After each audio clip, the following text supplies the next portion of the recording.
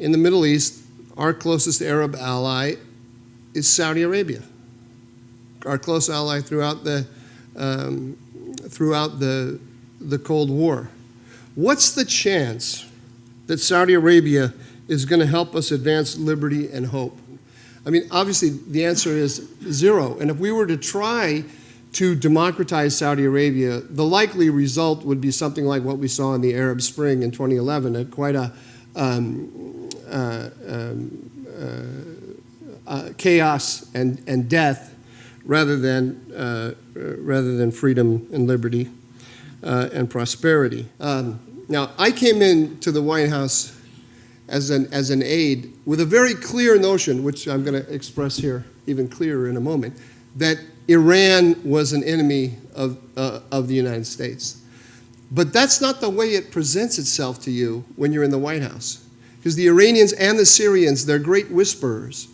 And they whisper to the White House through intel agencies, through allies in the Middle East and in Europe, that we don't have a problem with you, really. We have to go out in public and say nasty things about you for domestic political reasons, but really we have a lot of shared interests, and you should work with us. I mean, the constant message of the Iranians when I was in the White House is, why are you so close to the Saudis? The Saudis are the source of all the problem. You should work with us, and you'll achieve a lot more. And we're much more alike, and we're civilized people with a great history. Look, these guys are lizard eaters. What's wrong with you?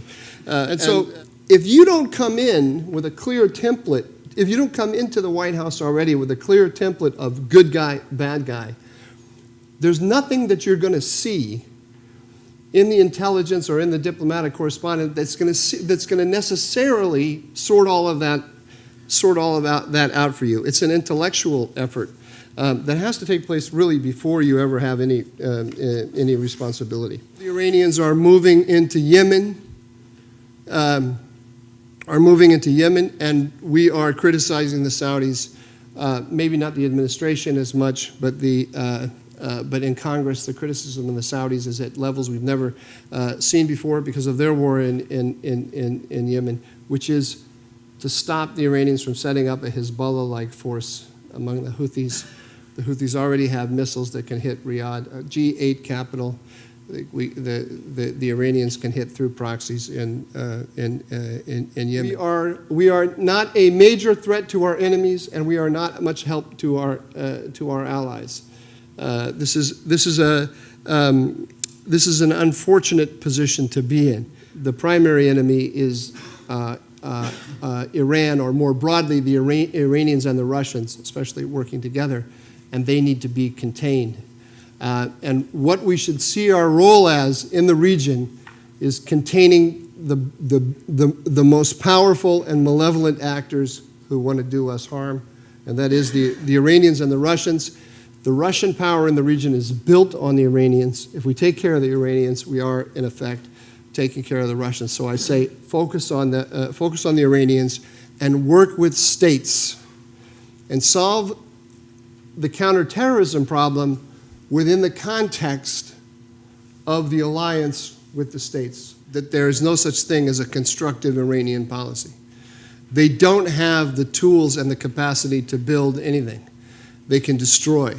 They can threaten. They're like mobsters. They're like mobsters running a protection racket, and they can demand money from you, or they're going to destroy your house. And you only need to look at the Iranian concept of counterterrorism in Syria to see what I'm talking about. We have 10 million people. We have 1 million people killed and 12 or 13 million displaced in Syria. That's Iranian. That's Iranian counterterrorism at work. But the progressives in the Democrats are pushing very hard to make a return to Obama's nuclear deal the platform in 2020. And this is an idea that is very popular in senior Democratic circles on the Hill and elsewhere. And it's the preferred policy of the European Union. And so what they're trying to do is to wait out. They're going to wait out Trump and then return policy to the grooves that President Obama that he defined. And the critiques that they are advancing in the hearings in Congress and in the press, wherever they can, are critiques that are designed to lay the groundwork for that. So they want to anathematize the leader of Saudi Arabia. If President Trump is defeated in 2020, then we're going to go back to, I believe we will go back to the Obama policy, which I think will be total defeat. John Kerry was talking to Zarif, the foreign minister, and telling him exactly, keep the JCPOA on a low burner until we come back, and then we can go off to the races again. So the Iranians are very well informed about what the EU Democrat alternative policy is. There are people in the intelligence world who are leaking information. A great example is what they've done to him on Saudi Arabia. I mean, it kills me when I read in the New York Times about WhatsApp messages between Jared Kushner and Mohammed bin Salman in the pages of the New York Times. That's a severe violation of ethics, if not of law, because they burned a source. The Saudis believe that WhatsApp is secure. Now they know it's not. Everyone believed that WhatsApp's not secure. We told everyone it's not secure because it's on the pages of the New York Times. That's the CIA, because the NSA never burns a source, never. The NSA is a military organization, has a military ethos. The CIA is more political, right? The thing with they hate MBS. They hate MBS because the king, this is maybe too much inside baseball, but this is how Washington works. The king had